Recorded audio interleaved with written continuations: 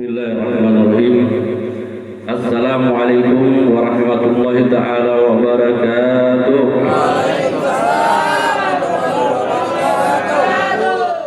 Salawat serta salam tak henti-hentinya kita curahkan kepada junjungan kita Nabi Allah Sayyidina Muhammad Rasulullah Sallallahu Alaihi Wasallam beserta keluarga dan para sahabatnya, dan semoga malam hari ini Allah Subhanahu wa Ta'ala catat kita menjadi pengikut setiap beliau hingga yaumil akhir kelak.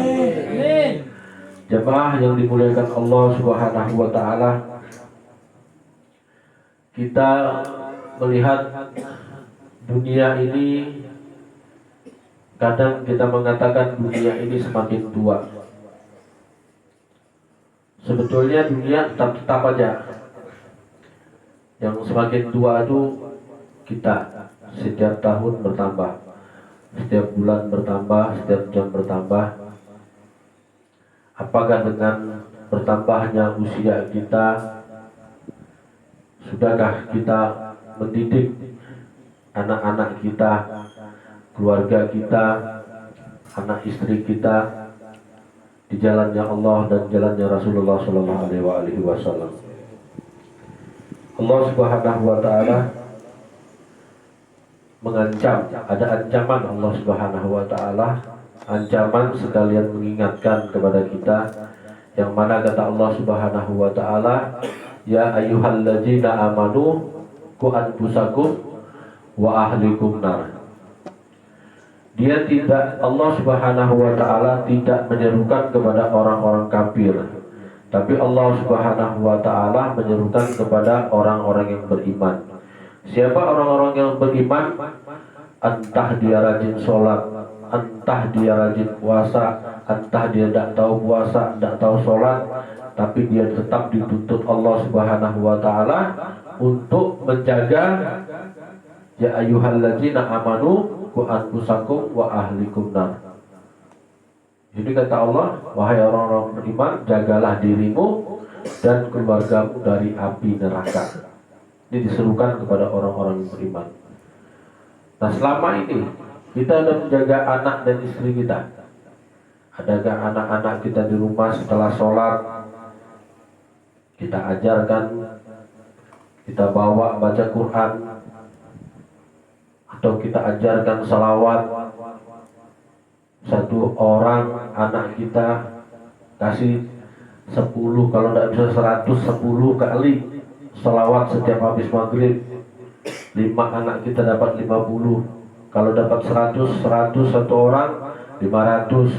Ajarkan anak-anak kita sholat, bawa anak-anak kita berjamaah, bawa ngaji. Kita ini semakin hari semakin rusak. Anak kita nangis dikasih HP, diam. Oh, dia memang sukanya HP. Kalau sudah nangis dikasih HP, nangis dikasih HP, ini bukan pengajaran yang baik, ini menyesatkan. Kita tahu berapa bobroknya anak-anak, berapa rusaknya anak-anak karena HP, ya kan?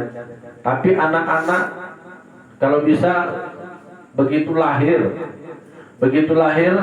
di dunia, potong pusatnya menangis, dikasih HP, diam. Oh, dia suka HP, ya kan?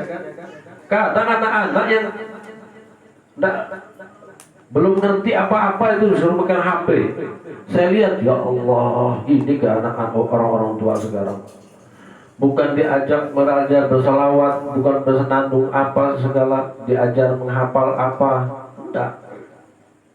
Kalau sudah nangis dikasih HP, nangis dikasih HP. Ini bukan dunia yang tua, tapi kita, otak kita yang tua sudah sekarang. Bahkan kita sekarang ini tidak ada otak. Padahal kita disuruh Allah, diancam Allah, jaga anak-anak dan istri kita dari api neraka. Bagaimana caranya? Ya itu sudah. Amalkan perintah Allah Subhanahu wa Ta'ala, amalkan perintah Rasulullah Sallallahu Alaihi Wasallam. Kadang anak-anak kita biarkan minum berdiri tangan kiri, ini jauh dari sunnah Rasulullah Sudah sering kita kasih tahu bahwa yang minum berdiri, minum tangan kiri itu adalah iblis laknatullah. Nah, jadi kita sunnah-sunnah Rasul aja jauh, apalagi dekat dengan Allah Subhanahu wa taala. Nah, jadi kita mulai sekarang insyaallah kita rubah mindset kita rubah perbuatan kita, coba kita kembali. Kalau habis maghrib, kalau mau maghrib, coba yang anak-anak muda juga matikan, silentkan HP. Kita fokus dulu dengan ibadah. Kalau bisa kita habis maghrib baca ratib. Baca ratib di rumah. Habis baca ratib tunggu isya. Habis itu sholat isya ya. Habis sholat isya terserah. Coba kita rubah agar kita terbiasa dengan hal-hal yang baik. Kadang-kadang kita ini masih dalam sholat ingat HP. Ingat HP. Kita matikan semua. Pokoknya maghrib, sebelum maghrib orang azan itu aktivitas dihentikan dulu, TV matikan, HP matikan, kita coba sholat berjamaah. Setelah sholat berjamaah kita amaliyah, baca ratib berhadatkah, wirid apakah sampai kita nunggu isya, berdoa kepada Allah Subhanahu wa taala. Jadi kita biasakan, ajak adik-adik kita, ajak orang tua kita, ajak saudara-saudara kita. Insyaallah dengan begini kita sudah menjalankan perintah Allah Subhanahu wa taala. Kita akan jauh dari pengaruh dunia ini. Dunia ini kalau kita ikuti juga tidak akan ada habisnya. Tidak akan ada habisnya kecuali kita nanti mati baru baru habisnya. Nah, jadi dunia ini bukan tua, kita sebetulnya yang tua. Jadi mati itu tidak memilih dia mau anak-anak, mau dia orang tua, mau dia sakit, mau dia tidak sakit. Pokoknya kalau sudah Allah mau mengambil kita, dia tidak peduli. Ya baru lahir, ya umur 1 bulan.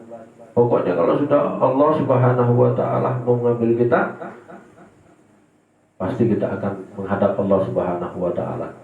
Nah, coba kita bayangkan kita di dalam kubur, tidak usah disiksa. Kita tidak usah disiksa di dalam kubur itu.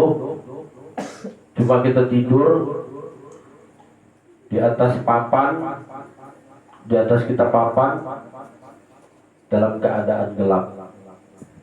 Entah selama berapa ribu tahun. Sanggup tidak kita? Coba kita pikirkan. Coba kita bayangkan diri kita di bawah papan tidur di dalam tanah dalam keadaan kegelapan. Entah kapan.